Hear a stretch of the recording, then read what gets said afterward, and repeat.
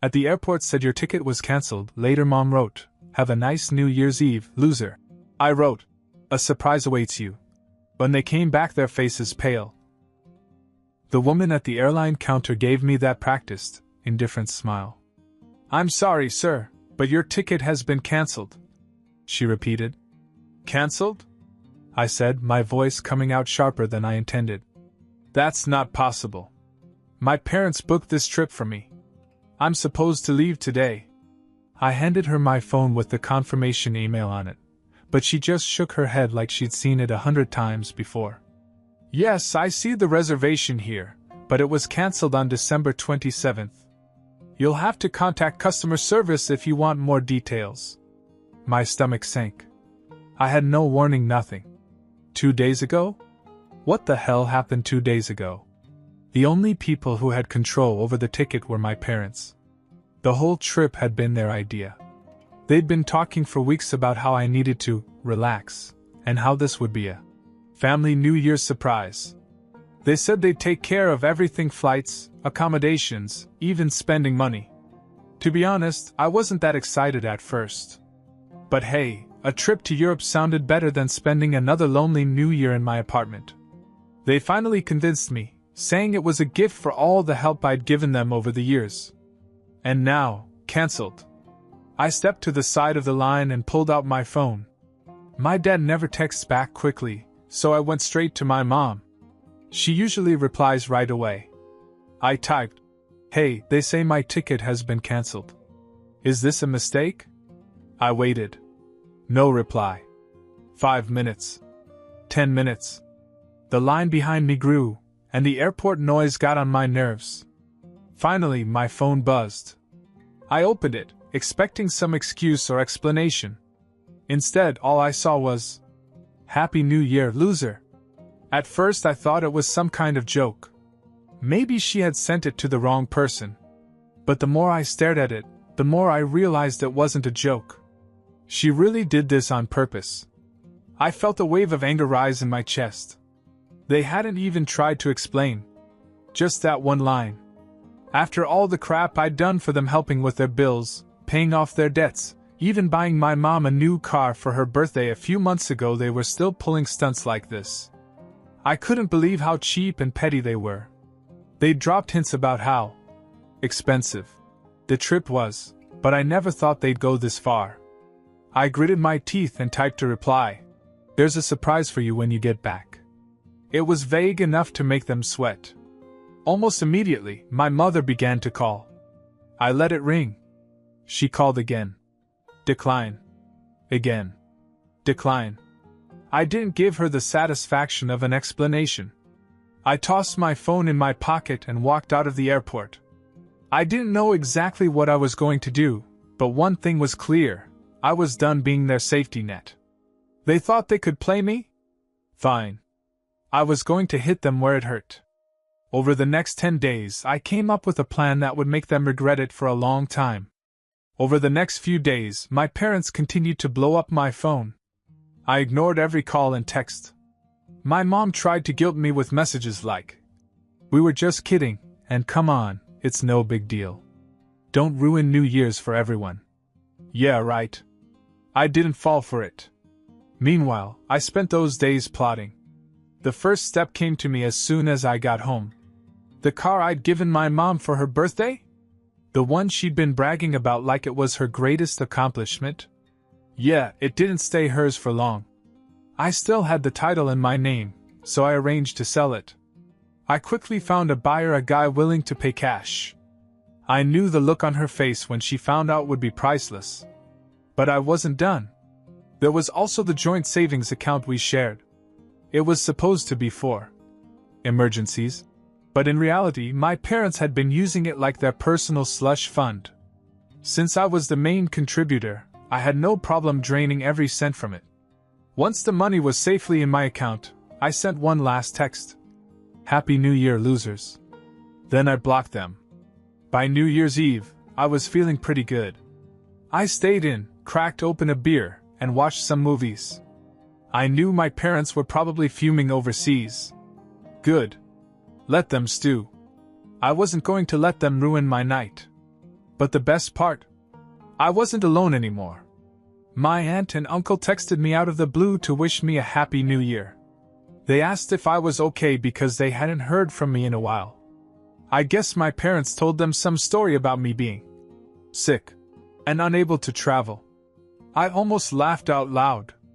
I told them the truth, how my ticket had been cancelled and how my parents had basically abandoned me at the airport. There was a long pause after I sent this message. Then my uncle responded, "Wait, they did what?" He and my aunt were furious. Apparently they had planned to meet us in Europe, but didn't know the full situation. They'd assumed I was sick, as my parents had said. Now they were furious, and they weren't the only ones. My cousins got involved too, sending me messages like, "WTF dude," and "That's cold." They were all on my side now, which gave me an idea. When my parents got back, they weren't going to get the warm welcome they expected. My parents must have finally figured out that I wasn't going to answer, because the calls and texts stopped after New Year's. I could almost imagine them enjoying their vacation, thinking everything would be back to normal when they got home. Little did they know, I had a welcome home surprise planned for them. The day they flew back, I got a message from my cousin Melissa. "Hey, they just landed. Are you ready for the showdown?" I smiled. Oh, I was ready. That afternoon, my parents showed up at my apartment. They didn't come alone. My dad brought my sister, my uncle, my aunt, and a few cousins. I guess they thought bringing the whole family would make things easier. Big mistake. The doorbell rang, and when I opened the door, I could see it on their faces, pale, stressed, and exhausted. My mother was the first to speak. "John, look, can we just talk?" "Sure," I said casually, stepping aside. "Come on in." Everyone filed into my living room. My dad looked around nervously, like he knew something was wrong but couldn't figure out what. My mom tried to play it cool. "We really didn't mean for this to happen. It was just, a little joke that went too far." "A joke?" I repeated. "Canceling my ticket to Europe was a joke?" "Come on, don't be so dramatic," my dad added. "We didn't think you'd react this way. We thought you'd just stay home and relax." "You overreacted." I laughed. "Overreacted? Oh, you think that's overreacting?" I leaned forward. "Okay, then I guess you won't mind the little joke I played on you." They froze. My mother's eyes narrowed. "What do you mean?" I couldn't help myself. I started with the car. "Remember that new car I bought you for your birthday? The one you kept showing off to all your friends? Well, I sold it last week. I hope you didn't leave anything important in it." My mom's jaw dropped. "You what?" "But that's not all," I continued. "You know that joint savings account we had? The one you kept dipping into?" I emptied it. Every last dollar.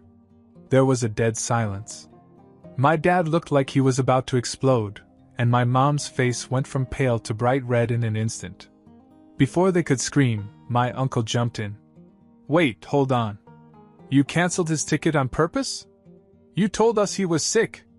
"Yes," I said, turning to my uncle. "They lied to you too.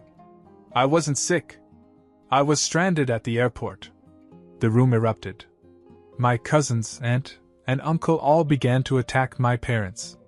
Melissa muttered something like, "This is so messed up," while my uncle shook his head in disbelief. My mom tried to defend herself by saying it was a misunderstanding, but no one was buying it.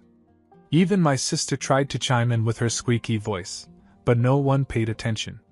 She's barely 5 feet tall, and she always tries to butt in like a referee. But not today. "Enough!" I finally shouted. The room fell silent. I stared at my parents and dropped the last bomb. "I'm done helping you with the mortgage. You can handle it on your own from now on." Now they really lost it. My dad started screaming about how ungrateful I was, how they'd done so much for me, blah blah blah. But nobody in the room was on their side anymore. My uncle even jumped in and said, "You brought this on yourself. That's not how you treat your son." It was chaos. The argument went on for another 15 minutes until I finally had enough and told everyone to leave. My parents stormed out, but my aunt, uncle, and cousins stayed behind to calm me down. Listen, my uncle said after the dust settled, I have an idea. Why don't we go on vacation together? Somewhere warm. My treat. Let's make this right. I hesitated for a second, but Melissa grinned and said, Come on, you deserve it. Let's get past this drama. And so I agreed to go to Hawaii. We made the arrangements quickly, and here's the kicker: we pulled the same trick on my parents. My uncle booked a trip for them, but arranged for their flight to leave from a city 5 hours away. When they called me 2 weeks later to complain about how everything went wrong, I just sent them one last message. Have a nice trip home, losers. Then I blocked them. I thought that was the end of it. We went to Hawaii and had a great time. But when I got back to my apartment, I found a nasty surprise. Hawaii had been perfect: sun, ocean, good company. I could finally breathe after all the family drama. I was actually in a good mood as I walked up to my apartment building, until I saw the car. I stopped in my tracks and stared at the wreckage in disbelief. The windshield and all the windows were shattered. The tires were slashed. But the spray paint hit me the hardest. You shouldn't have moved our property. Bright red letters scrawled across the side of the car like some kind of twisted warning. This wasn't some random act of vandalism. It was personal. I knew exactly who had done it. My parents. A neighbor walked by and gave me a sympathetic look. Man, that's tough. Did you piss someone off? Something like that, I muttered, pulling out my phone to take pictures. Once I had everything documented, I called the police. An officer showed up within an hour, asked the usual questions, and filed a report. When he asked if I had any suspects, I didn't hold back. Yes, I do. My parents. The officer raised an eyebrow, but wrote it down. Any reason why they would do that? Long story, I said, not wanting to get into it right now. I had plenty of evidence, and I wasn't going to let them get away with it. The next thing I did was call my lawyer, who jumped right on board. We filed for vandalism and property damage. It wasn't just about the car, it was about sending a message. If they wanted to escalate it, I was ready. A few days later, I got a call from the officer investigating the case. We interviewed your parents, he said. They claim they had nothing to do with this. In fact, they say it was your sister who vandalized the car. That took me by surprise. My sister? That was out of the question. Are you serious? I asked. They're really charging her? Yes, the officer confirmed. They say she acted out because of a family dispute. We're looking into it. I knew what this was. My parents were trying to use my sister as a scapegoat. She was only 19, and while she could be a pain sometimes, there was no way she would do something like this. I told the officer that, and he promised to keep digging. Sure enough, my sister was furious when she found out. She texted me that night. I swear I didn't do anything. Mom and Dad are trying to set me up. I'm so done with them. She ended up testifying against them, which made things worse for my parents. They couldn't beat the charges. The court slapped them with a big fine and ordered them to pay restitution. I thought that was the end of it. But a week after the verdict, I got a letter in the mail. It was from my mother. I almost threw it away, but curiosity got the better of me. I opened it and found a handwritten note along with a small package. The note read, "You've made your point. But before this war escalates any further, you might want to open this." My stomach turned. I didn't trust him for a second. Nevertheless, I opened the package. Inside was a single key. I held it in my hand and turned it over, trying to figure out what it was for. No explanation. Just the key. My mind raced with possibilities. Were they trying to lure me into something? Was this another trap? I had no answers, but one thing was clear: this wasn't over. I stood there staring at the key for a long time. It didn't look like anything special, just a plain silver key with no label or tag. No explanation, no details. Just my mother's cryptic message. I debated ignoring it completely, but my gut told me I had to find out. I didn't want to play into my parents' game, but this key had to mean something. I called my sister, hoping she might know something. "Hey, weird question," I said after some small talk. "Did Mom or Dad ever mention a key to you? I just got one in the mail from them." "A key?" she repeated. "No, that's random. They didn't say anything to me, but you know how they are.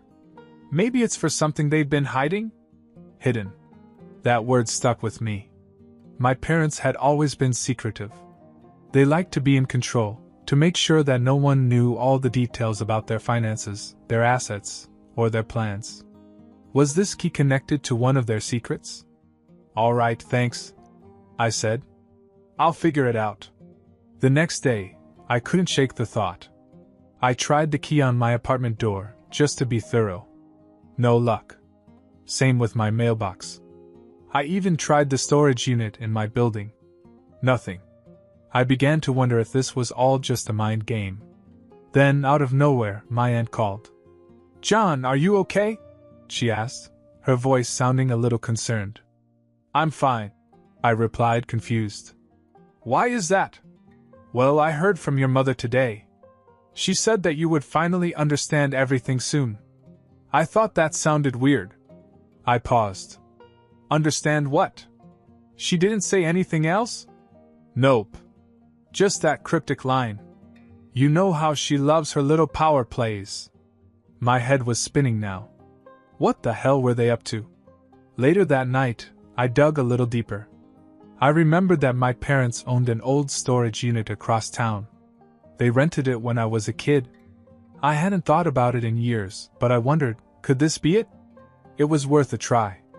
The next morning I drove over to the warehouse. The place looked run down, almost abandoned, but it was still open for business. I gave the manager the name on the account, and after showing him my ID, he let me in. Row after row of rusty metal doors stretched out in front of me. I finally found the unit my parents had rented, unit number 312. I took a deep breath, slid the key into the lock, and turned it. It fit perfectly. The door creaked open, revealing a dark, cluttered room filled with boxes and dusty furniture. I stepped inside, coughing as I disturbed the stale air. For a few minutes I saw nothing out of the ordinary. Just old junk, an old couch, a broken coffee table, random boxes labeled Christmas, and tax papers. But then, near the back of the unit, I noticed something strange. There was a large, locked metal box. It didn't match anything else in the storage unit. I tried the key again, and to my surprise it worked. The chest opened, revealing stacks of files, photos, and most importantly, a small safe box. I flipped through the files. They were filled with documents, financial records, property deeds, and even legal papers. Some of them mentioned accounts and assets I'd never heard of. My parents had been hiding money and property for years. There was more cash in the safe than I'd ever seen in one place. I sat there for a long time processing it all. My parents had always claimed that they were struggling financially, that they were constantly borrowing from me, but that had been a lie. They weren't broke. They were hoarding wealth behind everyone's back, using me and my sister as their personal bank whenever it suited them. This wasn't just about the money anymore. This was a whole new level of betrayal. I took pictures of everything and locked the storage unit back up. When I got home, I texted my mom one last time. "I found it." Her reply came within minutes. "We need to talk." But I wasn't in the mood to talk this time. This wasn't just about revenge anymore. I now had leverage and I was going to use it. The money hit my account that night, every penny they had borrowed from me over the years, plus a little extra. It was almost as if they thought paying me off would magically erase everything that had happened. But money wasn't really what this was about anymore. I sat on my couch staring at my phone as message after message came in from my mom. She was trying to negotiate, trying to explain. My dad had gone silent, probably thinking that silence was his best strategy. The truth was, I didn't care about her explanations anymore. I had the answers I needed. They'd been hiding assets, lying, and using me for years. I didn't need to hear any more excuses. The last message I read from my mother said, You don't know the whole story. Family is complicated. We were protecting all of us. One day you'll understand. Understand? Protect us? I laughed bitterly. This was their justification? Taking advantage of her own children under the guise of family responsibility? Later, my sister called. I heard about everything, she said, sounding exhausted. Yeah. It's been a ride, I said, rubbing my face. Mom's freaking out, she continued. She keeps saying that you're trying to destroy the family legacy or some such nonsense. But honestly, I don't blame you. I would have snapped too. You're not wrong. I sighed. I'm done with them, Katie. Forever. I'll keep in touch with you, but them? I'm out. No more talking, no more helping, no more being their safety net. If they want to dig themselves out of their mess, they're on their own. I understand, she said quietly. I'll probably take a step back too. You've been using me for years. I'm tired of it. I want to live my own life without their drama hanging over me. We talked for a while after that about her plans, her school, how she wanted to move out of state and finally stop relying on their support. It was one of the best conversations we'd had in years. For once, there was no guilt, no manipulation, no tension between us. We were just two siblings trying to figure out how to heal from all the damage our parents had done. After we hung up, I sat in the silence of my apartment and let it all sink in. I thought back to all the times they'd guilt me, all the times they'd claimed to be struggling while secretly hoarding money. I remembered standing at the airport, humiliated and stranded because they had cancelled my ticket as some twisted joke. They thought they'd always be in control. But now that illusion was gone. I wasn't afraid of them anymore. A few days later, I received a final message from my mother. We are still your parents. Family is forever. You'll come around eventually. I stared at it for a long time before I blocked her number. Then I went into my contacts and blocked my dad as well. I deleted every old message thread from them, every reminder of their manipulation. For the first time in years, I felt free. From then on, I kept my distance. My sister and I stayed close, and over time our relationship grew stronger. We checked in often, made plans to visit, and talked about everything from work to life goals. Without our parents pulling strings behind the scenes, we could finally be honest with each other. As for my parents, I didn't hear from them directly again.